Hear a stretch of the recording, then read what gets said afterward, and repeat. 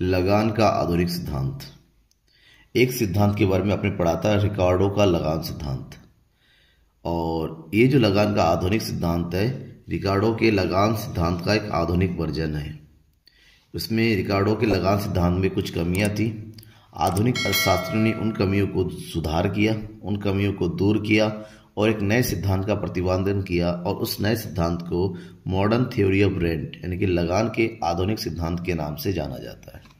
Actually में जो रिकार्डो का लगान का सिद्धांत आया था, उन्होंने जो सिद्धांत दिया था ना, उस सिद्धांत के अनुसार उन्होंने कहा था कि भूमि प्रकृति का निःशुल्क उपहार है। इनकी भूमि हम सबको पता है। अब एक क्वेश्चन भी आता है एमसीक्यूज, ठीक है ना। नेचुरल फैक्टर कौन सा होता है? तो वो भूमि है, क्योंकि प्रकृति के थ्रू मिलती है। तो उन्होंने कहा कि भूमि प्रकृति का निःशुल्क उपहार है जिसमें सीमितता का गुण होता है, जिसके कारण भूमि पर लगान प्राप्त होता है। तो उन्होंने कहा था कि लगान एक्चुअली में क्यों प्राप्त होता है? क्योंकि जो भूमि है, भूमि हमारे पास सीमित है और अगर सीमित का हम प्रयोग करना चाहेंगे तो उसके बदले में हमें कुछ व्यय करना पड़ेगा।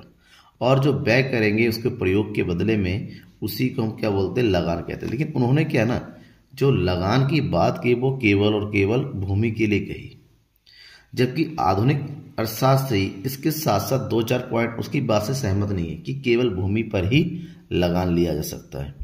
उनका कहना है कि उत्पादन के तो और भी साधन होते हैं और उत्पादन के जो दूसरे साधन है, ये साधन भी तो सीमित है। अगर ये सीमितता के बदले में जो है लगान ले सकती है कौन? भूमि। तो जब दूसरे साधन भी सीमित है, इसका मतलब वहां पर भी लगान लिया जा सकता है। तो आधुनिक अर्थशास्त्रियों का कॉन्सेप्ट क्या था? उन्होंने कहा भूमि की तरह उत्पादन के अन्य साधनों में भी सीमितता का गुण पाया जाता है। भूमि के अलावा अन्य साधन कौन से? पूंजी, श्रम, साहसी, ये सब, इनमें भी तो सीमित है, क्योंकि ये सब अनलिमिटेड नहीं होते हैं श्रम को छोड़ के। इसलिए बेसाधन भी लगान प्राप्त कर सकते हैं। भूमि का प्रयोग केवल अनाज उन्होंने कहा कि भूमि का जो प्रयोग होता है वो केवल और केवल अनाज उगाने के लिए नहीं होता है। भूमि का प्रयोग दूसरे वैकल्पिक कार्यों के लिए भी होता है, माइनिंग के लिए भी होता है। भूमि पर फैक्ट्री खड़ी की जा सकती है, भूमि पर लैंड बनाया जा सकता है, भूमि का प्रयोग जो है एज ए रेंट किया जा सकता है, भूमि का प्रयोग जो है पार्किंग के लिए किया जा सकता है। तो भूमि का प्रयोग तो और भी बहुत सारे तरीके से होता है। केवल एक ही तरीके से आप उसको एक्सप्लेन करेंगे कि वहाँ पर जो है खेती होती है, खेती के बदले में जो आपको कुछ भुगतान करना पड़ता है, उस भुगतान को लगान कहते हैं। तो इसको आधुनिक अर्थशास्त्री को नहीं। अब आधुनिक अर्थशास्त्रियों का जो सिद्धांत आया था, सबसे पहले इस सिद्धांत की व्याख्या किया था प्रोफेसर जे.एस. मिल ने। बहुत बड़े अर्थशास्त्री है।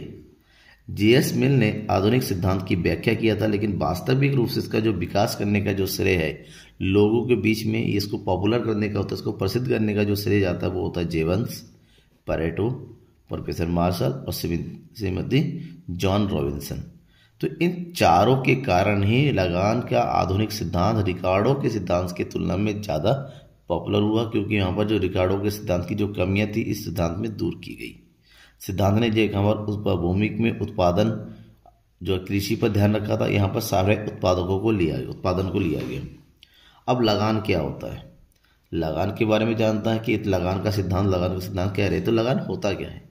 लगान का मतलब होता है, लगान किसी उत्पादन मतलब क्या होता है? साधन, उत्पादन के साधन, ऐसे साधन जिससे उत्पादन किया जा सकता है। भूमि, पूंजी, श्रम, साहसी, इन सबको ध्यान रखिएगा।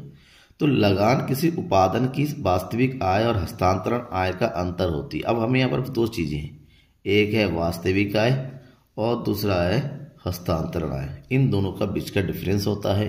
वास्तविक आय माइनस हस्तांतरण आय वही लागत होता है। ये देखिए फार्मूला है, लगान बराबर वास्तविक आय माइनस हस्तांतरण आय।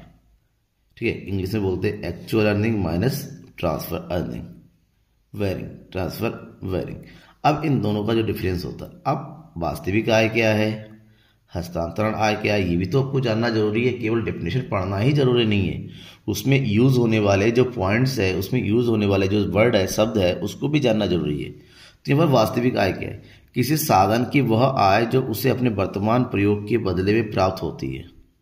आप जो भी साधन का प्रयोग करते हैं, उस साधन के बदले में वर्तमान में जो भी भुगतान कर रहे हैं या भी जो भी भुगतान प्राप्त कर रहे हैं, उसको वास्तविक आय कहते हैं। मतलब वास्तव में जो मिल रही है, फॉर एग्जाम्पल आपने एक जगह पर एक लैंड लिया और इस लैंड के बदले में अपने पर मंथ 10,000 रुपीज़ का पेमेंट किया, तो ये 10,000 जो है वास्तविक है क्योंकि आपने एक्चुअल में इसके यूज़ करने के बदले में। लेकिन दूसरी तरफ होता है हस्तांतरण आय। हस्तांतरण आय साधन की वह आय है जो उसे अपने सर्वश्रेष्ठ वैकल्पिक प्रयोग में प्राप्त हो सकती है। सर्वश्रेष्ठ वैकल्पिक प्रयोग में प्राप्त हो सकती है मतलब क्या हुआ कि अगर आप उसी भूमि को सेम जो किराए पे आपने दे रखा है बदले में 10,000 रुपये, उसकी जगह आपने खेती करना शुरू कर दिया और खेती करने के बदले में आपको जो प्राप्त होती इनकम, उसके बदले में जो इनकम प्राप्त होती उसको हम साधारण हस्तांतरण आय के नाम से जानते हैं। वैकल्पिक ये नहीं होता तो दूसरा करते तो कितना होता। ऐसे में हस्तांतरण आय एक न्यूनतम पूर्ति कीमत भी कहते हैं कि हमें मिनिमम इतना तो पता है कि यहाँ पर हम ये काम करते इतना मिलता है, बदले में कितना मिल रहा है, और जो वास्तविक है हस्तांतरण आय से ज़्यादा होनी चाहिए। नॉर्मली एग्जाम्पल समझिए, मान लीजिए एक क्लर्क है और एक क्लर्क की वास्तविक इस टाइम उसकी सैलरी है 16,000 रुपये, लेकिन उसी टाइम अगर वो किसी और दफ्तर में या दूसरे कार्यालय में दूसरे ऑफिस में अगर काम करता तो उसको बदले में शायद 14,000 रुपये मिलते। कितने हज़ार रुपये मिलते? 14,000।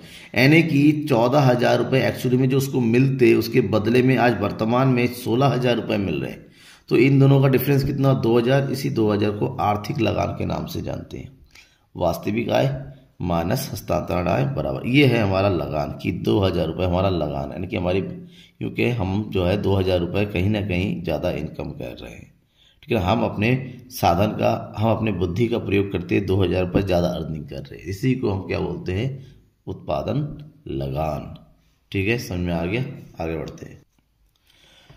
तो इस लगान सिद्धांत के बारे में श्रीमती जॉन रॉबिन्सन ने भी अपनी बात रखी और उन्होंने डेफिनेशन दिया, किसी उपादान मतलब साधन, किसी उत्पादन के साधन या किसी उपादान का लगान उत्पादन का वह अतिरेक होता है, उत्पादन का अतिरेक मतलब अधिक होता है, जो उसे न्यूनतम राशि के अतिरिक्त प्राप्त होता है तथा जिसके कारण वो उस व्यवसाय में कार्य करने के लिए आकर्षित होता है।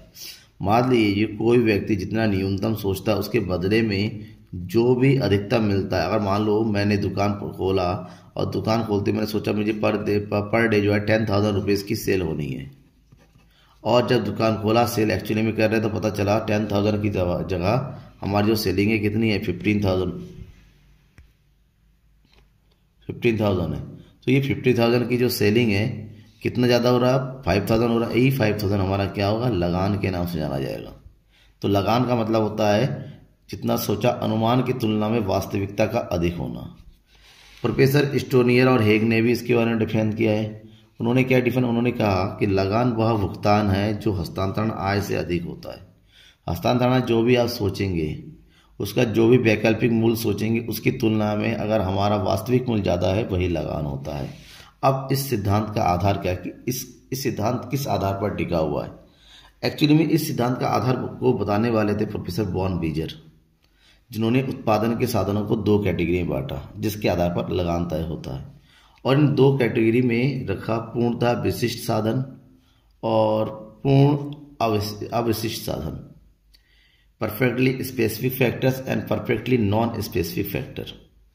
स्पेसिफिक फैक्टर वो फैक्टर होते हैं जिसका केवल एक ही प्रयोग किया जा सकता है, उसके अलावा कोई दूसरा प्रयोग नहीं किया जा सकता, यानी कि इन वस्तुओं का केवल एकमात्र प्रयोग होता है। इसके अलावा इस वस्तु का प्रयोग कहीं पर भी किसी दूसरे उत्पादन कार्य में, किसी दूसरी प्रक्रिया में हो ही नहीं सकता। फॉर एग्जाम्पल हम कपास की बात करते, कपास आपके पास क्या है? कपास रॉ मटेरियल कपास का प्रयोग करके सूती कपड़ा है वही बनाए जा सकते हैं। तो जो साधन है उसका प्रयोग एक ही करिए। वहीं पर पूर्ण अविशिष्ट साधन का मतलब होता है अनेक वैकल्पिक प्रयोग करने वाले उत्पत्ति के साधन, ऐसे साधन जिसके प्रयोग अनेक प्रकार के हो सकता है। अगर हम बात करते हैं पूंजी की, उत्पादन का साधन है तो पूंजी का प्रयोग मशीन खरीदने के लिए, रॉ मटेरियल परचेज करने के लिए अलग जगह पर अलग अलग तरीके से किया जा सकता है। तो ऐसे में इन साधनों के उपयोग के आधार पर, प्रयोग के आधार पर वस्तु के लगान का निर्धारण होता है और इसी आधार पर हस्तांतरण आय और वास्तविक आय का अंतर निकाला जाता है, और जो भी अंतर कैलकुलेट होकर आता है आधुनिक अर्थशास्त्रियों के अनुसार उसी को हम लगान बोलते हैं। और इसी तरीके से लगान के अकॉर्डिंग ही हर उत्पादक जो है अपने आप को आगे बढ़ाना शुरू करता है। ठीक है, तो ये था आधुनिक लगान का सिद्धांत। अगर इस सिद्धांत में कोई डाउट है तो आप कमेंट बॉक्स में अपने डाउट को लिखकर बताइए, आपको क्या समझ में नहीं आया, कौन सा पॉइंट आपका रह गया है, मैं उसको और क्लियर करने की पूरी से पूरी कोशिश करूँगा। जिन लोगों ने सब्सक्राइब नहीं किया है चैनल को सब्सक्राइब करना मत भूलिएगा, क्योंकि सब्सक्राइब करके रखेंगे तो आपको नए वीडियो का नोटिफिकेशन मिलेगा, आप देख सकते हैं और अपने डाउट्स को क्लियर कर सकते हैं। Thank you everyone.